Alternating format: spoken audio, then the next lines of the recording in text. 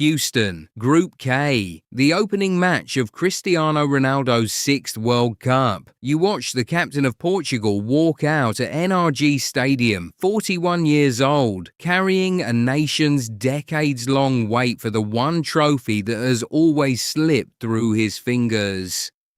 6 minutes in, everything looks perfect. João Neves drills home a low cross from Pedro Neto and Portugal lead 1-0. 84 passes to 12 in the build-up. Total control. This is supposed to be the start of a coronation. Then the story flips completely. DR Congo are playing their first World Cup match in 52 years. A team many expected to be steamrolled inside 30 minutes. Instead, you watch them rise. Right before halftime, Yoane Wissa climbs above Portugal's back line and powers home a header from Arthur Masuaku's corner. 1-1. The Leopards, written off by almost everyone outside their own camp, suddenly believe they belong on this stage. And in the middle of it all, drifting wide of goal, struggling to win a single physical battle against defenders half his age, stands the man who was supposed to make the difference. Cristiano Ronaldo finishes the match with 3 shot attempts, 0 on target, 0 chances created, 1 ball recovery, 2 progressive passes, second fewest of any Portugal starter on the pitch. Read those numbers again. This is the World Cup. This is the stage every legend gets judged on. And the most decorated active goalscorer in football just produced one of the emptiest 90 minutes of his career.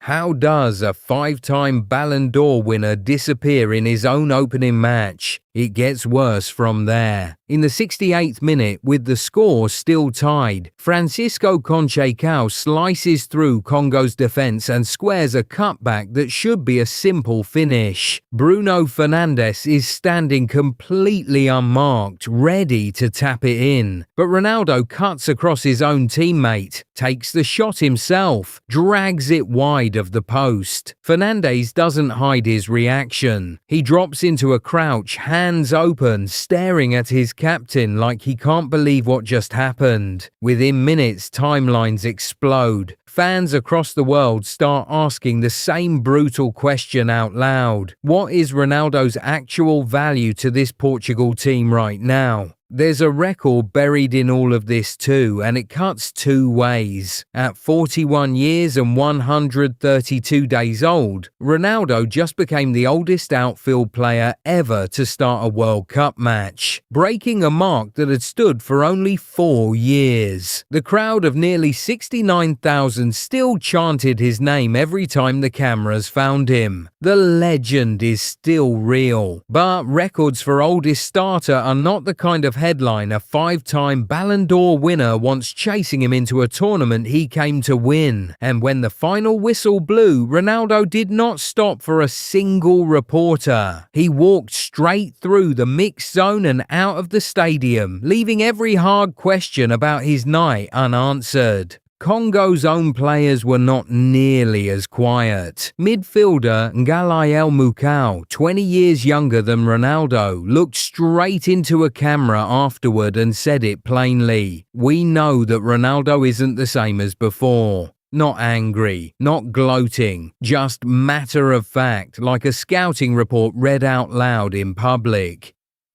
That single sentence from a player most casual fans had never heard of before Wednesday spread just as fast as any pundit's takedown. And this is not a one-match problem. Ronaldo has now gone 5 straight World Cup matches without scoring, stretching back to a penalty against Ghana in 2022. Widen it to every major tournament combined, World Cups and European Championships together, and it becomes 10 consecutive matches without finding the net. His last non-penalty goal at this level came on June 19, 2021. Do the math. That is nearly 5 years without doing the one thing that made him the most famous footballer alive on exactly the stage where legends are supposed to be built, not buried. The deeper numbers only sharpen the picture. Over the past 2 years, Portugal have averaged 2.8 goals a game in matches Ronaldo did not start, compared to just 1.9 when he did, even with a 9-1 demolition of Armenia inflating that second figure. Across Portugal's last 4 matches in major tournaments, Ronaldo has played 396 of a possible 420 minutes. In that stretch, his team has scored exactly once. Look at what Congo actually overcame just to be standing on that pitch. Their preparation was hit by an Ebola outbreak back home. They had to scrape through a brutal qualifying road, finally punching their ticket with a narrow playoff win over Jamaica. 52 years away from the World Cup, and their reward is a heavy underdog tag against one of the tournament favourites. Coach Sebastian Desabre packs the box with a back 5 that turns into a back 6 whenever Portugal push numbers forward, daring Ronaldo to find space that simply is not there. It works. Portugal finished the match with more shot attempts overall but fewer shots on target than Congo, and a lower expected goals total. A team many fans could not have named a week ago just neutralised one of the greatest attacking forces in the sport's history for 90 straight minutes. So why is he still out there for every single minute? Because Roberto Martinez will not budge. Reporters press him after the final whistle about substitutions, about a plan B, about whether Portugal might actually function better without their captain camped inside the box. Martinez shuts the idea down immediately, insisting there is no logic in pulling the best goal scorer in world football out of a game his team needed goals to win. When backup striker Goncalo Ramos finally enters in the 83rd minute, he does not replace Ronaldo. He replaces a midfielder, Vitinha. Ronaldo stays on the pitch until the final whistle blows on a result Portugal were heavily favoured to win and somehow did not. Thierry Henry is not buying the loyalty either. The legendary striker turned pundit goes after the performance live on air, pointing to the lack of touches, the lack of physical presence at 41, the failure to threaten Congo's defenders at any point across 90 minutes. Henry goes further than almost anyone else watching, suggesting out loud that it might already be time for Martinez to leave Ronaldo out of the next 2 group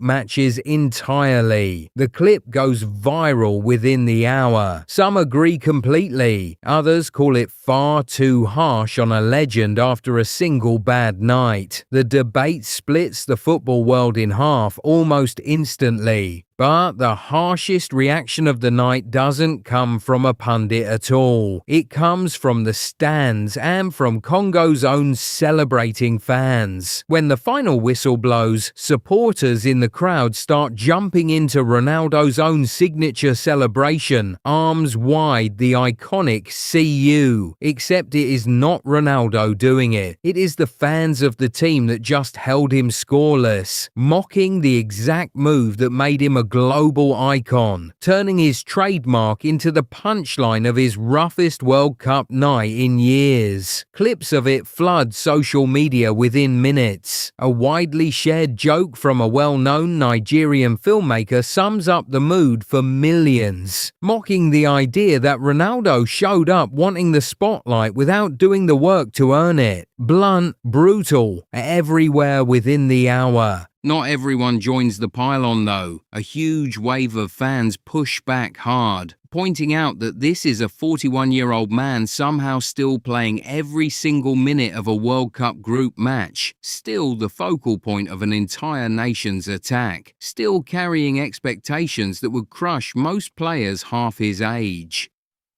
One viral reply puts it bluntly, asking whether people really expect a 41-year-old man to carry an entire team by himself. Thousands like it within minutes. The split is real. Is this simply an aging great having one rough night against a defense that parked everyone behind the ball? Or is this the night the decline finally became impossible to explain away? Ronaldo himself does not dodge the frustration. Hours after the final whistle, he posts directly to his own fans.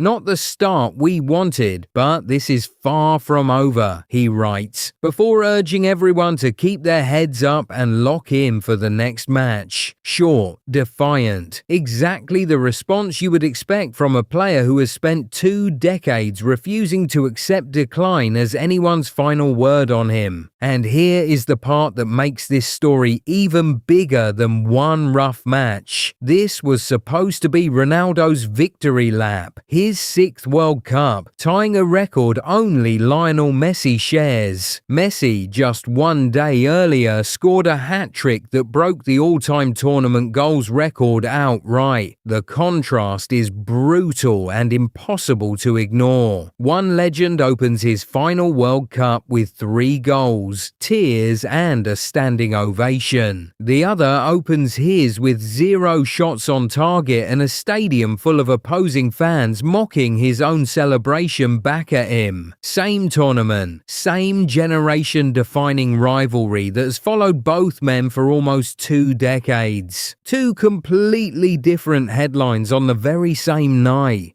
So what happens now? Portugal face Uzbekistan on June 27th, and suddenly that match means everything. Does Martinez stay loyal to his captain, or does mounting pressure finally force a change to the starting lineup? Does Ronaldo respond the way he has at almost every low point of his career, dragging his team forward through sheer stubborn will? Or does this become the match historians point back to? The night a 5-year goal drought on the biggest stage in football became too loud for anyone to talk over.